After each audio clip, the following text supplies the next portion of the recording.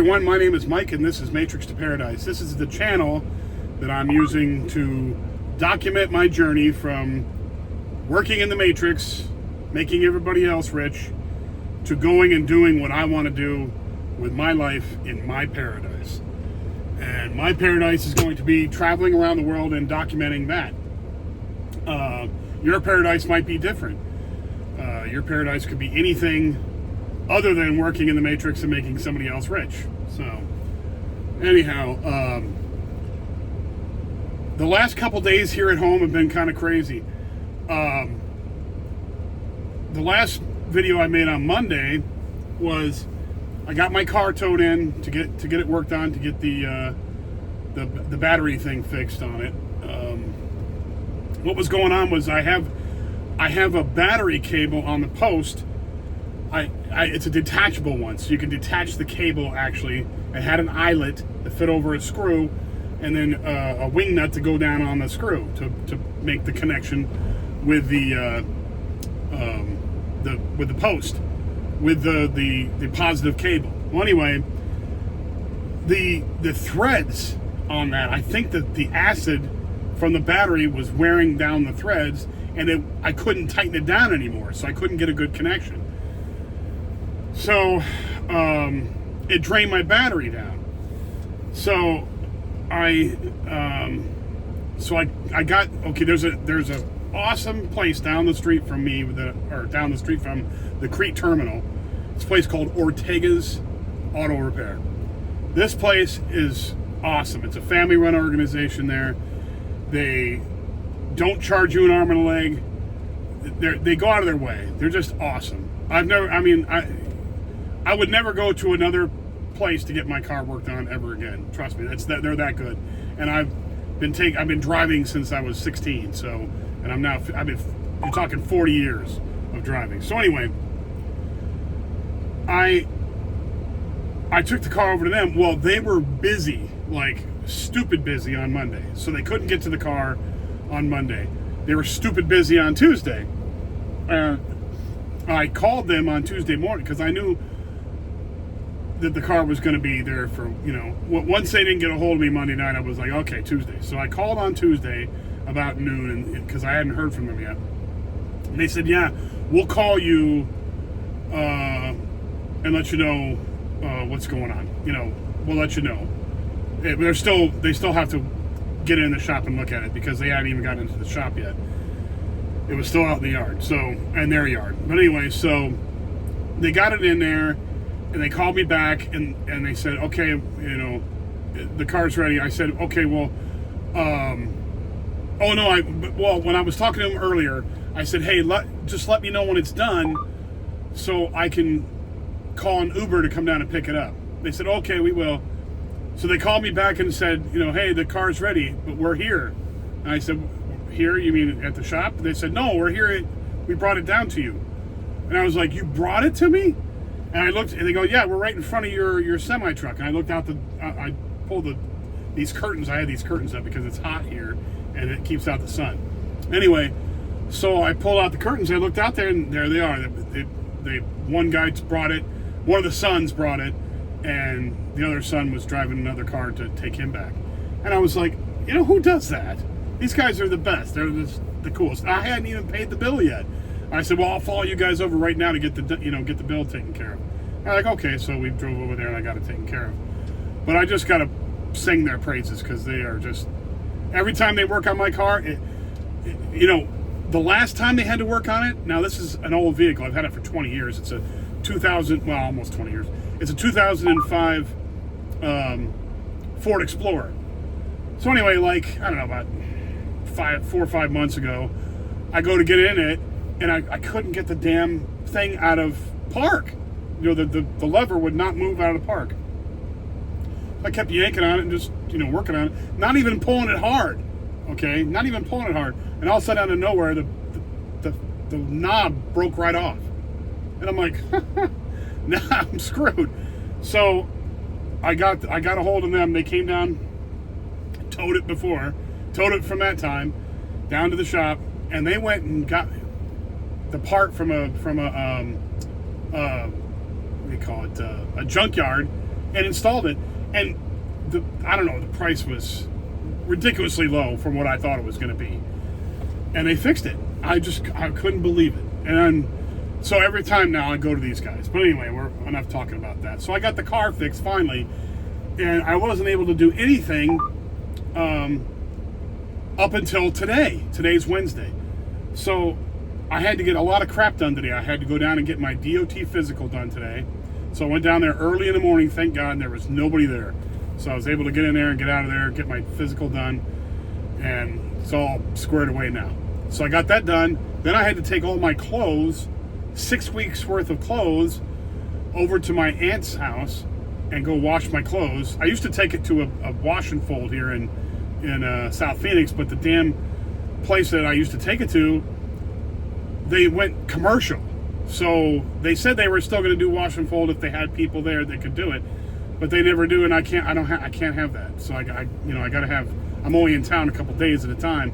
I can't wait around for it. So I lost that. So now I have to go over to my aunt's house and do my laundry. So I did that today too, and got all that stuff done. So picked up my mail. Got my car done. Got all this stuff done. So it's been a couple, crazy, I wish I could have gotten it done all on Monday, but I couldn't. And, it is what it is. But anyway, they fixed my car. They put a new post thing on there so I can unscrew it and pull it out and tuck it under so it doesn't run my battery down when I'm out 6 weeks. Because if you don't do that, it'll run your battery down. And there's been a lot of people here at the yard that have been gone for a month or 2 months, and they come back and their car is dead. So, in fact, a guy today came over and asked me if I had jumper cables, and I said, no, I don't, because, I don't have any with me. I said, I take my battery cable off. I have it hooked up, I have it squared away so I can unscrew it and take it off there and hide it away so it doesn't run my battery down, because his battery ran down. And so he found another truck driver in here in his truck and got jumper cables from him and was able to do the jumper cable thing and jump his car. So lucky for him. But anyway, so that's the craziness that's been going on in my life. Thank God I got all my mail, including the mail that I'm still waiting for a password from the Office of Personnel Management so that I can access the website. They sent me a letter, the Office of Personnel Management, for my postal pension. So U.S. Office of Personnel Management. Anyway, so I picked up the mail for that. I haven't gotten the, they're still processing my pension. They're still processing it all. So I know that it's in process now. So I still can't check it out though, because they haven't sent me my password yet. But I think they send you your password so you can go online and check it all out after they come to a conclusion of what they owe you and how it's going to be sent and all this other silliness. So I'm waiting for that. But I did pick up all my mail and got that stuff done. So anyway, but otherwise, that's what it is. That's what's going on. There's not a whole lot going on. There was something I was going to talk to you about today too, though. And I'm still trying to, I had it in my brain, but I can't remember.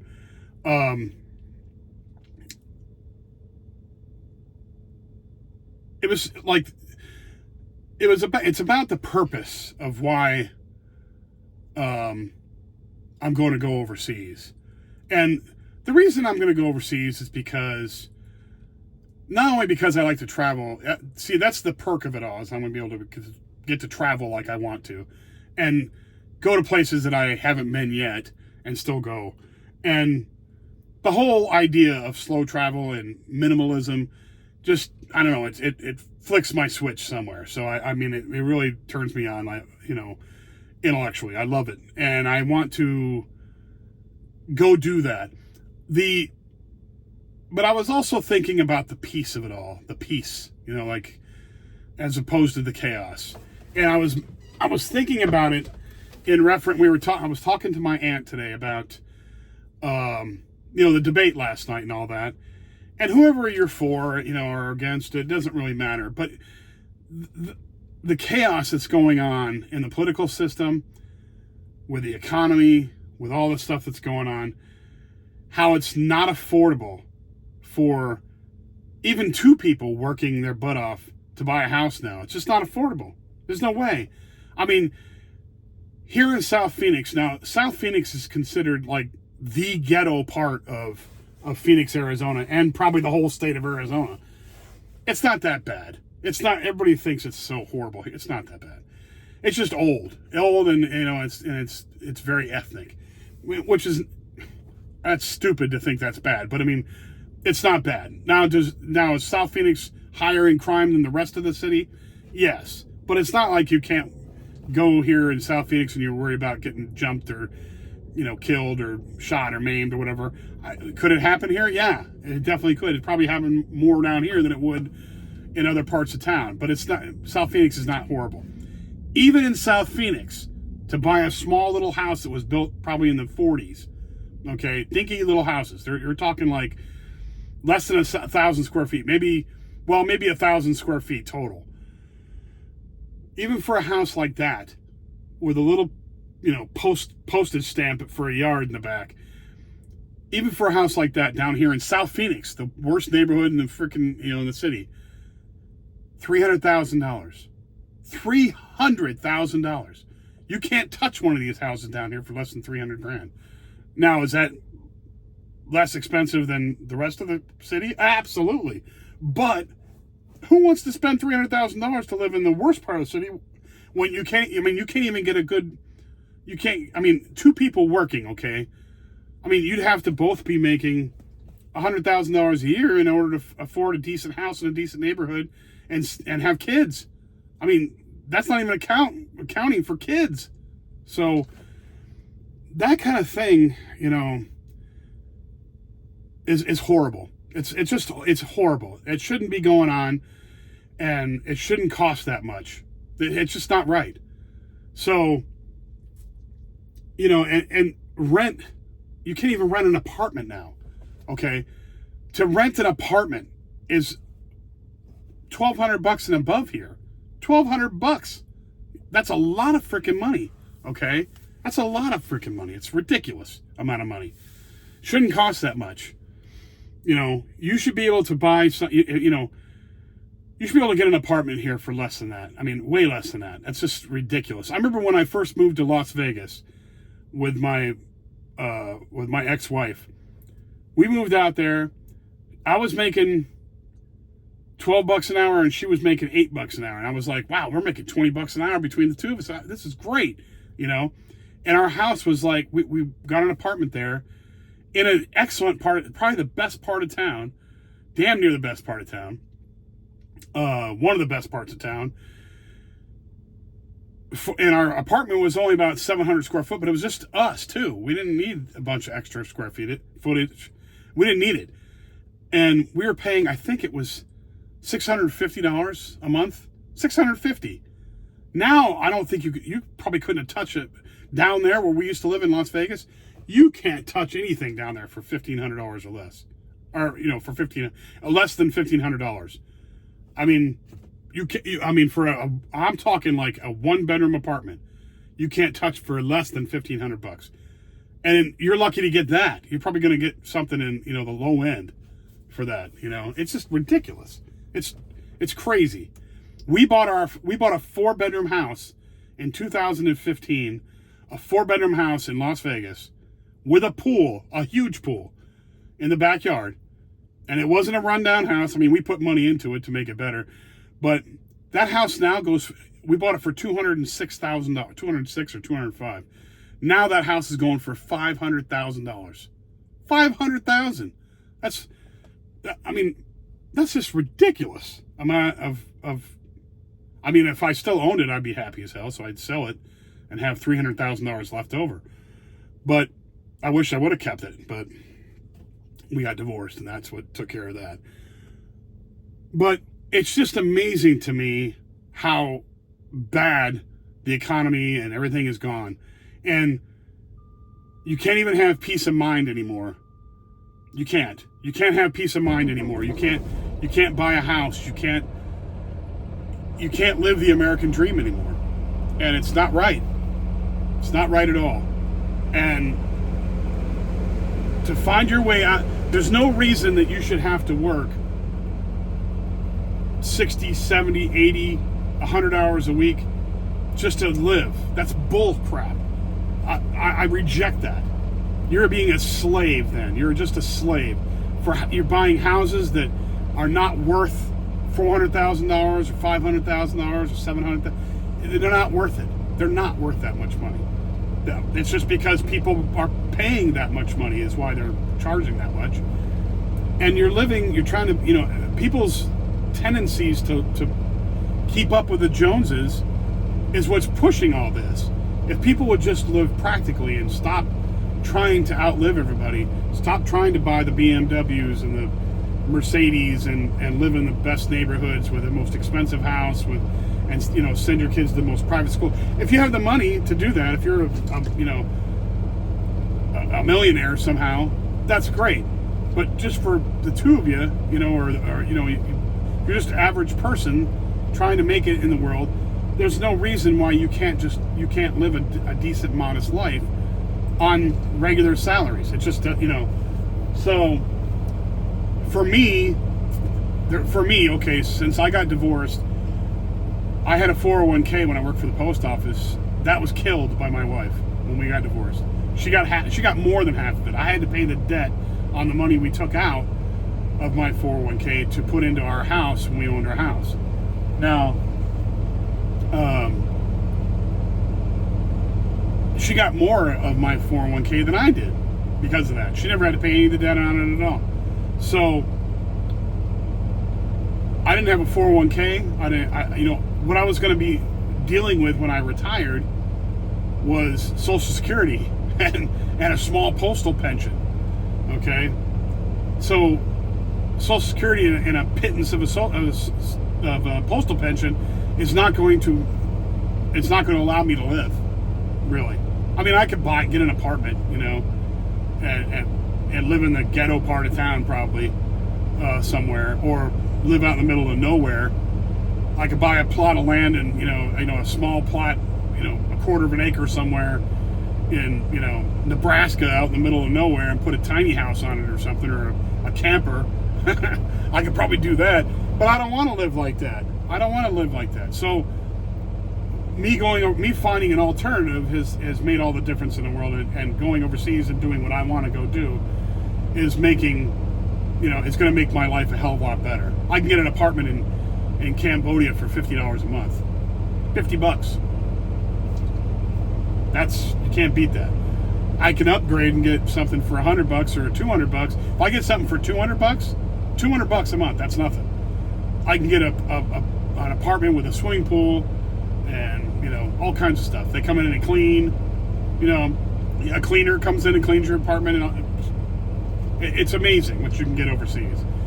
And I know it's not for everybody to move overseas, and it wouldn't work for everybody, but for me, it's going to work out just great. And I'm going to have a great time doing it and live my life. I found an alternative. I suggest that everybody else finds their alternative through the chaos and the mess. If that means that you have to figure out a way to make $1 million, then that's what it means. If you want to play in this environment, you have to have a lot of money. So if that's what it takes and you can do it, then more power to you. I'm glad. I'm too old and I don't feel like going that far, and I want to do things that I like. If I happen to make $1 million doing what I like, then that's great. And I suggest that to everybody. Find what you like to do and make money out of it. That's the only way. It's the only way. And I plan on living my life as happy as I possibly can on whatever pittance that I can pull off, whether it be my pension, my Social Security, or if I make money on YouTube, or if I find some other gigs on the internet. I mean, I don't care if I have to do surveys. I don't care if I have to teach English online. I don't care what I have to do. If I make the money and I enjoy it, then that's what I'll do. If not, then I won't do it. And I'll live more frugally. So Anyway, that's all I wanted to say. Everybody should live their life how they want to and figure out the way. Don't let this chaos, don't let this nasty stuff that's going on in politics, in the economy. Find your alternative. Find your way out of it. And get out of it. And learn how to make it on your own. Whatever goal you want to do, start working on it. Get it going. Get it going. That's all you got to do. Anyway, that's all I got for today. Thanks everybody for watching. If you like the videos, please hit the like button. Subscribe. Subscribing really helps out a lot. If you want to share this video, share any of my videos with people who think they would like to travel, or they want to hear about trucking or escaping the matrix or slow travel, any of that kind of stuff, that's up my alley. Again, I appreciate everybody watching my videos, and I will be back on Friday, and I should be in Utah on Friday, just to let you know. I know where I'm going now. Anyway, thank you all, and I'll talk to you again soon on Friday. Bye now.